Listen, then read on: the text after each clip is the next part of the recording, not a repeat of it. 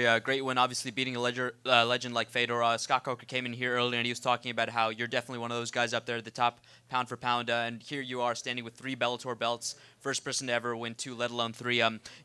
What do you think of your own legacy at the top of the Bellator fighters list? Do you think you're going to go down as one of the greatest of all time in Bellator and MMA in general? Yeah, I'm not even thinking about that. I think this kind of solidifies that I am one of the best pound for pound out there, but it's just one of those things where I feel like I'm in my prime right now, so there's a lot more to go, and so I haven't even really begun to kind of scratch the surface on legacy and all that kind of stuff. So, but this was a pinnacle right here. This heavyweight championship. I'm the light heavyweight champion. I got to fight Fedor, one of the best of all time, in the Grand Prix style tournament, and become a 2-division champion. I mean, what else is there to do? I can't drop to 185. You can defend him and all that, but to do that against that competitor, in Fedor, and as you look back at a career, I mean, that'll always be a highlight. Ryan, over here, as you're sitting there in the cage waiting for him to make his entrance, but he's slow, he's taking his time, this big Russian, everyone's going nuts for him. Yeah. What are you thinking as you're sitting there waiting for him to get in there? I'm just trying to focus on what I put myself there before in training camp and all that, because all the hoopla and the fighting Fedor and try not to get the wide eyes and looking across from a legend and all that. And it's experience. I've done that in my past. I've fought legends of the sport, who's who of MMA. So for me, I try to put that way down deep and not even think about it. It pops up every once in a while in training camp and fight week and all that. But when I was standing across there, I've never done the with the flags coming out and all that. Pledge or the Star Spangled Banner, it definitely was different for me, but it got me fired up. And it's kind of like you walk out, you have those emotions going, and then it slows down a little bit, and so then you kind of got to kick it back up a little gear. But man, it was fun. Then that left hits, and you see him go back. Do you have a human moment there? Or are you still? You know what? I saw that moment, and you can ask my team. We practiced that moment a lot, and I saw that punch was going to do it. He throws. You can't see his right hand because he throws from his hip. It's very hard to see. He throws hard, but in doing so, you leave yourself exposed. And we felt that he was going to respect my wrestling a lot, and I could put one up top. And if you look through any of the footage on, the ones that didn't get played, but on the countdown shows and all that kind of stuff, we were practicing that punch the whole time, throwing a jab, getting our distance. And then feinting and throwing that left hook, and we knew he'd be there. And it just, that's a hard punch right there.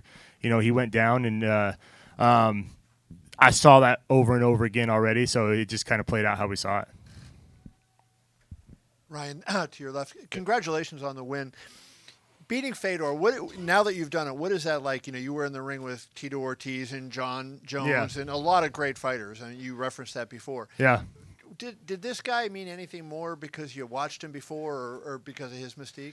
Yeah, like I was telling him, I kept that down inside. This definitely, if I had the opportunity to fight any fighter, if you asked me, when I started fighting, it would be Fedor. And that aura and mystique about him. And look what he's done in this tournament. He goes out there and finishes 2 tough guys in the first round. Props to him. He comes out here. He does a heavyweight tournament with a bunch of killers and makes it to the finals. So I'm very honored to be part of his story and now have him be part of my story. What happened tonight? You take nothing away from Fedor. He's put in that work. And he's cemented his legacy. So for me, I try to keep my head down and it's time to cement mine. You threw that left hook from a good distance away. Sometimes, left hooks are, like you think of Joe Frazier on that inside like that.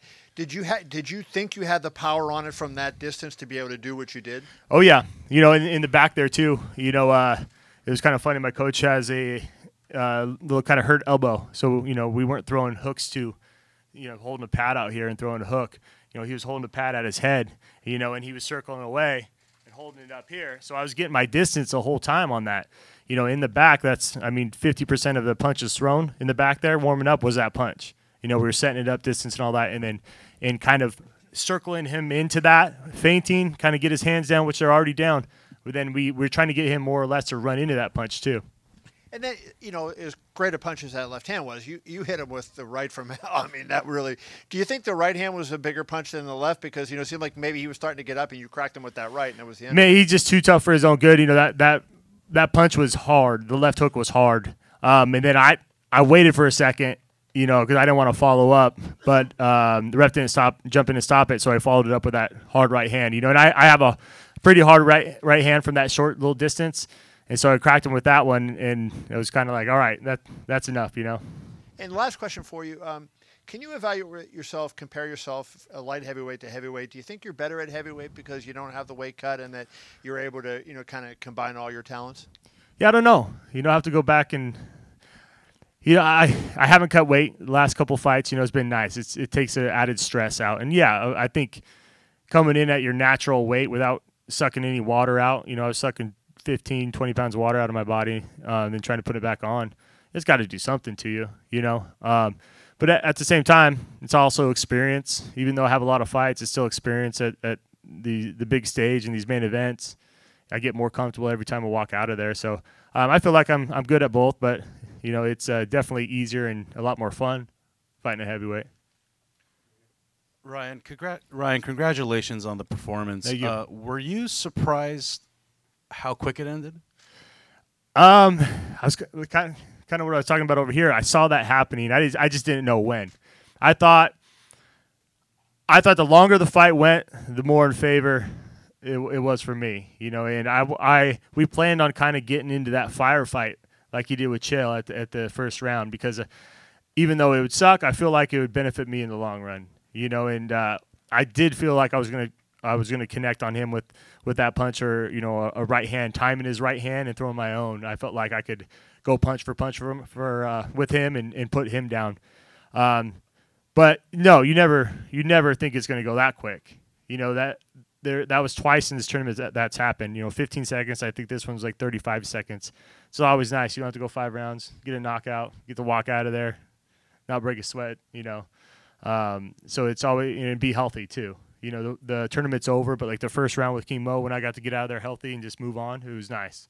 And you've had a great stretch here with the tournament and obviously your last 12 fights as well. What's been the biggest difference with what you've been doing in this stretch compared to your previous? Yeah, in my past, I've always had the physical abilities. They were always there, but sometimes the mental side of it. I was younger coming in as a wrestler, didn't know what the hell I was doing on my feet. I literally didn't know what I was doing on my feet until I was fighting Rashad, and I got a jab. I was like, oh, it's so much nicer being able to not freak out, and so the people around me, the coaches and people I have around me right now, we're just in a good groove. We mesh really well, and it's fun for me. I made a promise after my last loss to go out there and have fun, not worry about the result of everything and hype it up and whatnot. And ever since then, it's been a great run. Hey, Ryan, over here. Last time you won, or when you won the light heavyweight title, it was a close fight with Phil Davis, but this was a definitive win. Do you feel like this is the type of victory that's going to get you your due, as far as just what you were able to do in the cage, and just getting respect from people in general, being one of the best? Man, that Phil Davis fight was awesome. What are you talking about? It was. It was a close. No, fight, it wasn't. Yeah. I'm joking. Yeah. I hope we never have to fight again. But we just Phil's a weird style and all that, and we just did not match up. And so when I won the belt, it was kind of like split decision. It wasn't exciting at all, and it was just kind of a lackluster kind of. But I won the belt, so it was fun. But to cap this off, winning the heavyweight title, but cap off a tournament, and then let alone it be Fedor and knocking Fedor out in 30 seconds to win the heavyweight championship, be a 2-division champion. I mean, like I was saying, it doesn't get any better than that. That's a pinnacle right there. So, this one definitely was a lot sweeter. You got a couple belts up there now. You never had a title shot in the UFC. Does that make this a little bit sweeter, just to say, like, hey, maybe you guys could have made more of an effort to keep me around? Yeah, I'm so far past that right now. Yeah. I always said, give me the opportunity. you know, and I'll prove to you that, you know, I'm one of the best guys out there. And came over here to Bellator, and they gave me that opportunity, first fight, and won the title in Madison Square Garden, defended it. They asked if I wanted to do a heavyweight Grand Prix. I said yes before we knew any of the opponents, and started to fill out. And I was looking over there like, man, it would sure be cool to fight Fedor in the finals, you know. And that was a year ago, you know, when we walked out here in the forum, you know, and just kept my head down, got it done, and here we are. I got 3 belts, and it's a good time. Who's your pick in the Kongo and Minakov fight? And if so, how do you think you would match up against the winner? I don't know. I haven't watched too much of Minakov at all, to be honest. I know they fought before, and I don't know how that went because you know I know the result, but I didn't watch the fight. So I've watched Kongo. You know he's on a tear, and so yeah, we'll see what happens with them, and we'll get with Bellator, see where they want me, see if it all meshes, and just kind of go from there. You know, I want to enjoy this moment, not think about. I've had a fight on my mind this whole tournament, this whole year. I knew who I was fighting, so it's nice to take a couple weeks and say, hey, I don't have anybody on the schedule. I don't know a date, nothing. Hey Ryan, congrats right in front. The left that you hit with Fedor, was that the same one that you landed on Mo that knocked him out? Yeah, more or less. This one I had to go out and kind of reach him a little bit because Fedor kind of has that stance where he's kind of straight up, kind of hopping. He's a little back. With Mo, he's always ducking his head to the side with his hands down. So we were setting up a little high kick or a left hook with him. But with Fedor, you know, Fedor waits and tries to time you, and I was trying to time him because I knew he was timing me. You know, and he's trying to throw a right hand. And that's when I kind of, you know, he had to respect my wrestling. So I think him looking at my fight with Matt, he was like, he's going to come out here and just try to take me down right away, trying to get me tired. You know, so I wanted to use that to my advantage, give a little feint, and let him run into that left hook. And you know, if you look at kind of the picture, it's almost straightened out like that. So hit him hard, and we practiced that a lot. Did you get punched one time in this tournament? I don't think so. That's unbelievable. Yeah. I mean, you know, Matt might have. I don't remember get punched on the feet. You know, it might be one of those things on the ground or something. But yeah, I didn't. You know, not in the first 2 fights at all. Then with Matt, I mean, if he got me on the bottom or whatever. But, yeah, I mean, looking back, in the fight before that, didn't get hit. You know, then we go to the Phil Davis fight, which is, I think there's like 4 punches total in that. On Twitter, Tito Ortiz said that he wants to come back and fight Chaelson and then fight you again. Would you have any interest in having that fight back, that rematch with Tito? Oh, hell Ortiz? yeah. Yeah. After I won the title, I was bugging him. He was at the bar. We were both there, and I was like, "Hey, you coming back? You coming back?" He's like, "I'm done, man. I'm done." So yeah, I mean that'd be fun. You know, he has to come back and definitely prove himself. And obviously, that's you know a fight I don't dwell on, but a fight I want to get back. You know, all my losses, but it'd be a fun fight. A few years ago, Dan Cormier said he wanted to fight Ryan Bader, the easiest guy in the division. Now you have more belts than DC has. Any message for Dan Cormier? You know, I'm over that, but you know, he's one of those guys. He proves himself over and over again. He's a champ. Yeah, you know, in and out of the cage there, beating monsters. You know, nothing but respect from over here. You know, it'd be fun to do a cross promotion for the champ. But we'll see if that ever happens. Ryan, congrats on the fight. Thank you. You talked about your strategy offensively, about throwing the lead left hook, especially how Fedor keeps that right hand low. So our whole thing was going to go out there. We didn't want to go out there and take him down right away. I mean, if it presented itself and he got overzealous on the right hand, yeah, we would have done that. But want to go out there, kind of establish it with kind of a jab. I want to kind of paw at him a little bit and see what he was kind of read him basically. And what I was reading out there was he was waiting for that time to throw his jumping right hand. And I could see it in his muscles. He gives a little twitch. He's ready. So I was staying just outside that distance and I kind of threw like a little left to see where I was at. And then I kind of stepped down or feinted and threw that left hook and caught him. You know, I mean, there's only 30 seconds, but that's what I was seeing. I was just trying to read him out there, and that was my whole goal. I was going to stay out of that kind of that firefight, you know, being in there with him at the beginning, but at the same time make him work hard and kind of get his energy levels kind of down and then kind of take over. But I just happened to catch him with that left beforehand.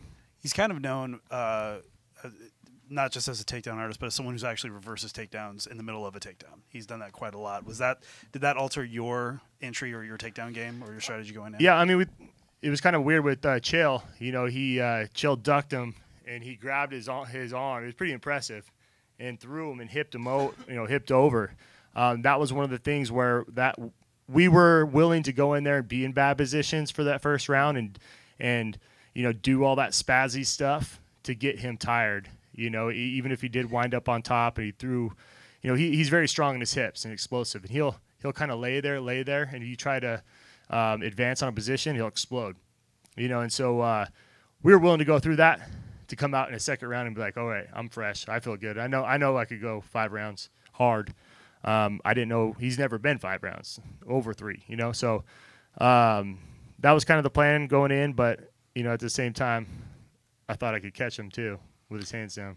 And last question, as a fan of MMA yourself, do you want to see Fedor fight again? I don't think he has anything left to prove. I'm one of those guys though. If your heart's in it and you want to, and you're not going to be satisfied in your life unless you do one more or you want to go out on a win, then he should be able to do what he wants. He's earned that right, and but yeah, I mean, I see both sides. You want to remember him also as the Fedor Pride era, tearing people up. And he's been able to. That's the thing though too. If you look at, he got Mitrione got him, but he went through and beat Mir and Sonnen in the first round. It's not like he's lost 5 in a row or anything like that. He's coming off a win streak here and in the finals of a heavyweight tournament. So that's up to him. One more over here. Yep. What do you do tonight to celebrate not only a win over Fedor, but getting the heavyweight belt? What's the celebration? It's always like sweeter before the fight. You're like, oh, I'm going to do all this. I'm going to do this. To be honest, I got a bunch of family and friends here. We'll go back to the hotel bar. I'll have a couple beers and try to eat because I've been eating protein bars and that all day and want to eat something different. Honestly, and then I'm gonna stay here. I got my kids here at the beach, so I'll stay here a couple of days and then go home. Really hang out with family.